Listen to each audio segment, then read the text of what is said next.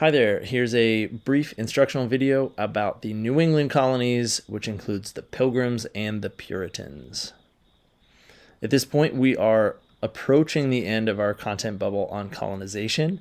We have established colonies, attempted colony at Roanoke, a successful colony at Jamestown, and now we're looking at the Pilgrims and the Puritans farther north along the Atlantic coast in New England. Our cognitive skills for this activity will be word choice and critiquing the reasoning of others, where we will try to analyze and understand the motivations of the Pilgrims and the Puritans in establishing colonies in New England.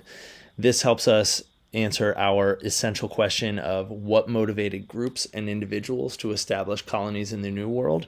And of course, as always, we're answering the question, what drives change in our unit of invasion? So in this lesson, we're going to identify the motivations of the Pilgrims and the Puritans in establishing colonies in New England. As we've gone through this unit so far, we're asking the question, what drives change? And so we looked at Christopher Columbus back in 1492 and what motivated him. We saw examples of power and beliefs, but I think primarily money is what we have seen the most in Columbus's activities. And we've seen that individual people like Christopher Columbus can drive change. For Roanoke, we thought we might have seen perhaps power, perhaps individual people wanting to drive change. The Jamestown colonists in 1607 were primarily driven by money. That was the Virginia Company. And now we're going to see with the Pilgrims in 1620 and the Puritans in 1630, which motivated them most. Was it beliefs or power? Okay, so we're going to look at a couple of maps to understand where the Pilgrims and the Puritans landed. This orange color that we see here is the present-day state of Massachusetts. And we can see two locations on this map, one for the Pilgrims, who established the Plymouth colony, that kind of southeastern area of what is now Massachusetts. And we'll see the Puritans farther north. They're going to establish the Massachusetts Bay colony. They're kind of located near Salem, Massachusetts, and Boston today. As we look at the entirety of the Atlantic coast, the Roanoke colony was all the way down in North Carolina in the Outer Banks, that attempted settlement. In Virginia, we had the Jamestown settlement, kind of close to the mouth of the Chesapeake Bay. And now we're looking much, much farther north in Massachusetts near Boston, as we see it on the map here. Okay, so two groups of people that we're looking at for this assignment. The first are the Pilgrims. So the Pilgrims are most famous, of course, today for the first Thanksgiving. Oftentimes we might picture them wearing, the big black hats and the wide white collars and the buckles on the shoes and everything. And the Pilgrims oftentimes have a reputation for being very boring, but in fact, they're actually a pretty rebellious group. They were a religious group who illegally broke away from the Church of England. So the Church of England was the official church in England, established originally by King Henry VIII, if you've heard of him, and it was the official sanctioned church religion within England at the time.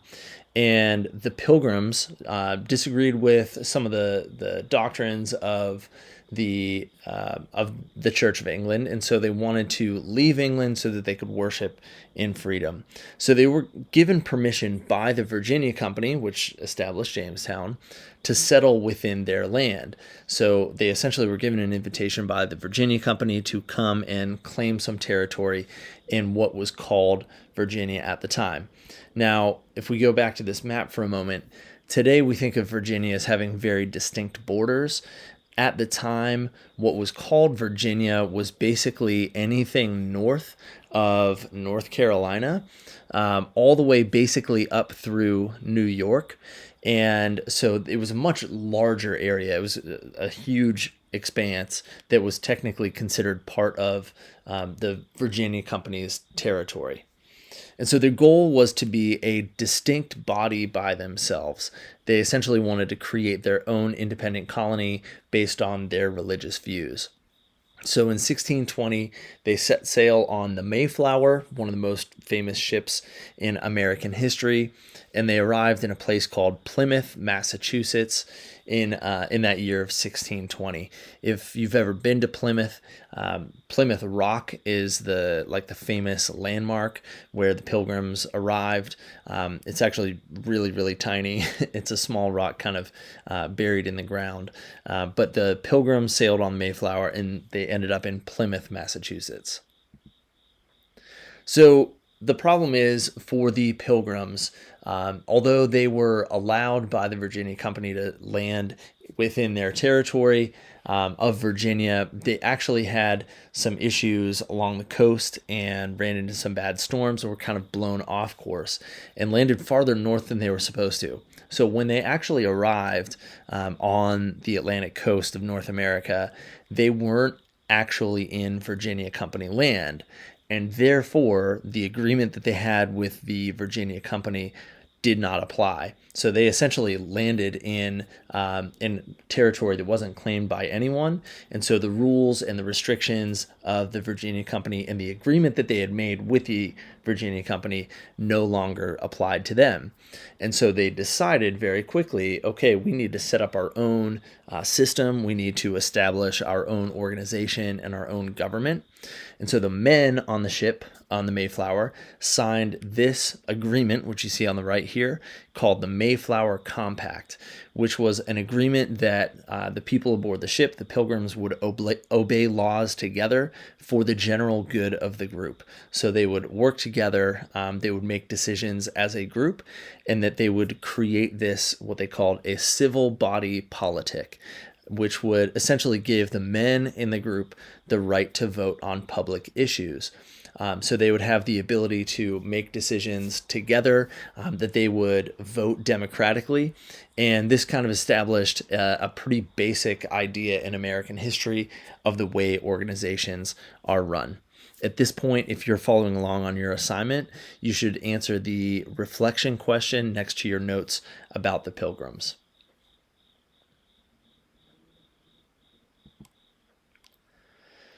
So the Pilgrims themselves had a very difficult time when they landed in North America. More than half of them died in their first winter. They eventually survived through the help of Native Americans in the area and had a lot of benefit from trade and learning some agricultural and farming techniques. But eventually their relationship with those Native Americans deteriorated over time, so things kind of got worse. At one point, they were at war in a war called King Philip's War in 1675. 5,000 inhabitants in New England were killed. So things weren't always so smooth for the Pilgrims after they first arrived in New England. Okay, so now the Puritans. 10 years after the Pilgrims made their voyage on the Mayflower, this new group sought to reform or purify the Church of England. So same kind of idea. They wanted some freedom of worship. In this case, by the time King Charles I became King of England, many groups that did not agree with the Church of England were being persecuted, and so the Puritans, they wanted to be able to worship freely and especially to purify the church. So they wanted to improve it, make it better. So their goal was not to separate from the Church of England the way the Pilgrims wanted to. Their goal was to purify or make it better. So they left for Massachusetts in 1630. So they were trying to actually go to Massachusetts. They were going to settle close to the Pilgrims, but they created a colony on behalf of the Massachusetts Bay Company. So they called it the Massachusetts Bay Colony. And their desire was to be what they called a city upon a hill, a colony that the whole world would watch, and they believed that they could set a moral example for the rest of the world to follow, that as they created this colony by themselves, as they organized it, as they expressed their religious views, that they would kind of set the standard or the example for everyone else around the world to follow of how to live and worship properly.